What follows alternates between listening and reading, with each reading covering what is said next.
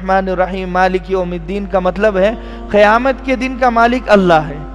جب ہم یہ جملہ کہتے ہیں تو صحابہ کی آنکھوں سے آنسو نکل جایا کرتے تھے، رونگٹے کھڑے ہو جایا کرتے تھے، اللہ کے نبی کی نظروں کے سامنے جنت اور دوزخ کا منظر ہوتا تھا، مگر میں اور آپ اس فیلنگ کے ساتھ اور اس احساس کے ساتھ پڑھتے نہیں ہیں، اس جذبے کے ساتھ پڑھتے نہیں ہیں۔ نارمل طریقے پر، سراسری طور پر، رسمی طور پر پڑھ لیا تو پڑھ لیا۔ مالک یوم الدین پڑھ کر کوئی ڈرتا نہیں ہے، کوئی قیامت کے منظر کو سامنے لاتا نہیں ہے۔ حالانکہ جب بھی قیامت کا ذکر آیا تو قیامت کے ذکر کے ساتھ قریب کا ذکر ہے کہ قیامت قریب ہے، آ گئی، ان قریب ہے۔ حالانکہ دنیا بنے ہوئے ہزاروں سال ہو گئے، ابھی تک قیامت نہیں آئی، مگر ہر نبی نے قیامت سے اپنی امت کو ڈرایا ہے اور دجال سے بھی ڈرایا ہے۔ ما من نبی الا قد انذر قومه بالدجال ونوح قد انذر قومه بالدجال، بخاری شریف کی حدیث ہے۔ اللہ کے نبی نے فرمایا کہ ہر نبی نے اپنی امت کو دجال سے ڈرایا، جبکہ سب کو معلوم تھا کہ دجال نبی برحق صلی اللہ علیہ وسلم کے آخری زمانے میں نکلے گا۔ جب معلوم ہے مجھے، حضرت نوح علیہ السلام کو معلوم تھا مگر پھر بھی اپنی قوم کو دجال سے ڈرا رہے ہیں۔ حضرت آدم کو معلوم تھا مگر پھر بھی اپنی قوم کو دجال سے ڈرا رہے ہیں۔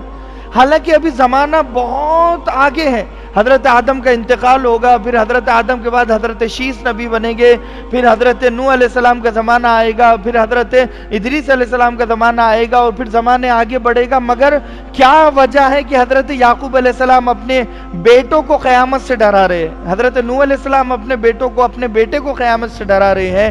وجہ یہ ہے کہ وہ بہت بھیانک ترین منظر ہوگا جب نبیوں نے اور ہر کتاب میں قیامت کا ذکر ہے، صرف قرآن میں نہیں، توریت میں، زبور میں، انجیل میں، حضرت ابراہیم پر 12 صحیفے اترے، تمام میں قیامت کا ذکر ہے۔ حضرت دانیال پر جو صحیفہ اترا اس میں قیامت کا ذکر ہے۔ تو کیا وجہ ہے کہ جب جو چیز اتنے آخر میں آنے والی ہے اس کا ذکر اور تبصرہ ابھی سے ہو رہا ہے؟ مثال کے طور پر کسی کی شادی 2023 میں ہے، تو اگر وہ 2018 سے دعوت دے تو لوگ بولے گے یار ابھی بہت دن باقی، ابھی سے کیوں دعوت دے رہے ہو؟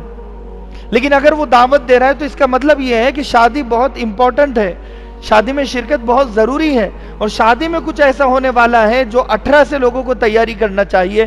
اس کا مطلب یہ ہے کہ قیامت کی تیاری سب سے زیادہ امت محمدیہ کو کرنی چاہیے، کیونکہ امت محمدیہ پر کے زمانے میں قیامت آئے گی۔ تو لہٰذا 7 لاکھ حدیثیں ہیں اللہ کے نبی صلی اللہ علیہ وسلم کی، جو صحیح حدیث اگر ہم جمع کریں، بخاری، مسلم، ابو داؤد، نسائی، المعجم الکبیر، یہ جتنی بھی بڑی بڑی احادیث ہیں، یہ 7 لاکھ حدیثیں ہوتی ہیں۔ ہم کہتے ہیں نا کہ بھائی اتنی لمبی ہمیں بات مت کرو، شارٹ کٹ خلاصہ اور نچوڑ ہمیں بتا دو کہ کہنا کیا چاہتے ہو۔ تو بالکل ایسے ہی اگر آپ یہ پوچھیں ان حدیثوں سے کہ تم کہنا کیا چاہتے ہو، تو تمام حدیثوں کا خلاصہ نچوڑ ایک حدیث ہے۔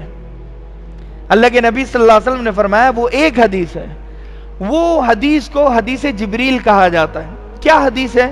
کہ حضرت جبریل علیہ السلام انسانی شکل میں اللہ کے نبی کے پاس آئے اور گھٹنے سے گھٹنے ملا کر بیٹھ گئے۔ اب یہ انسانی شکل میں آئے تو انسان تھے، ظاہر سی بات ہے لوگوں نے انسان سمجھا، اور جبہ سفید ہے اور داڑھی سفید ہے اور نورانی چہرہ ہے۔ حضرت عمر بن خطاب کہہ رہے ہیں کہ ہمیں ایسا نہیں لگا کہ یہ شخص اس ایریے اور اس علاقے اور اس شہر کا ہے، بلکہ یہ کسی اور شہر کا ہے، مگر تعجب بھی ہو رہا تھا کہ اگر یہ سفر کر کے آیا ہے تو پھر سفر کے اثرات کیوں نہیں ہے؟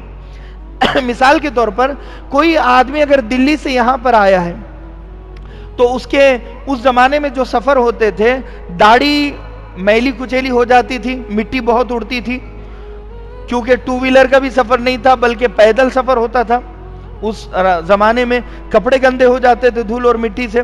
تو ایک آدمی جب اس ایریے کا، اس علاقے کا نہیں ہے لیکن آیا ہے تو نیٹ اینڈ کلین کپڑے ہیں، اس کے صاف ستھرا چہرہ اور کپڑے ہیں، اور اللہ کے نبی سے فوراً سوال کرنا شروع کر دیا، جبکہ اللہ کے نبی کی مجلس میں کوئی جلدی سے بات نہیں کرتا تھا کہ بے ادبی نہ ہو جائے۔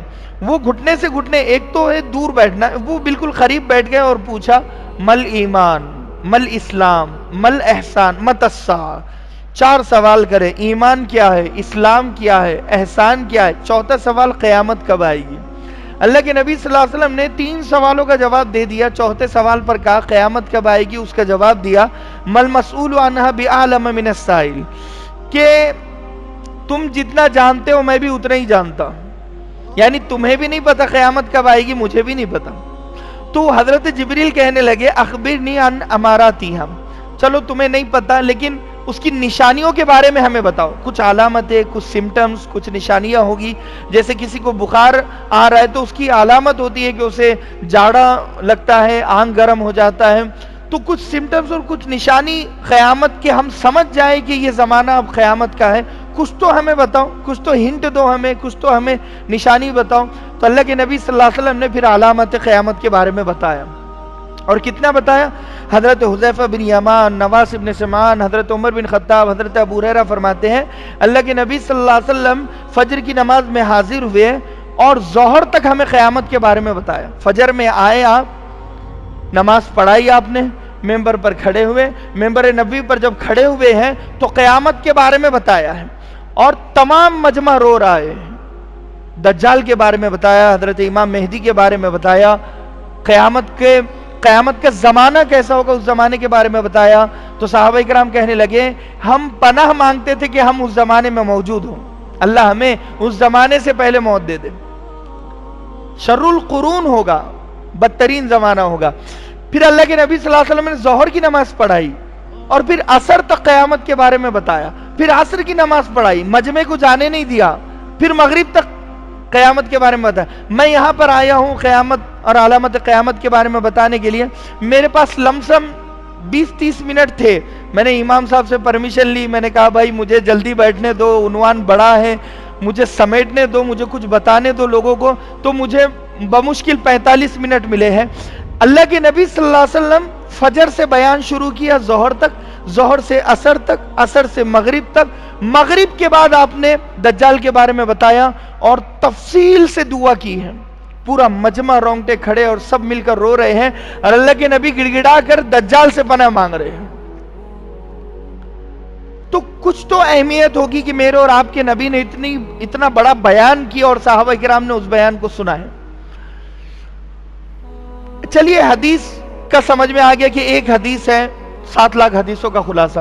پورے قرآن کا نچوڑ کیا ہے؟ کوئی اگر آپ کو پوچھے غیر مسلم کہ تمہارا قرآن تو 30 پاروں کا ہے، ہمیں کچھ سمجھنے دو، کہ ایک شارٹ کٹ میں ہمیں بتا دو کہ اس پورے قرآن میں کیا ہے، تو پورے قرآن کا خلاصہ اور نچوڑ بنتا ہے ام القرآن جسے کہتے ہیں، وہ ہے سورہ فاتحہ، الحمدللہ رب العالمین۔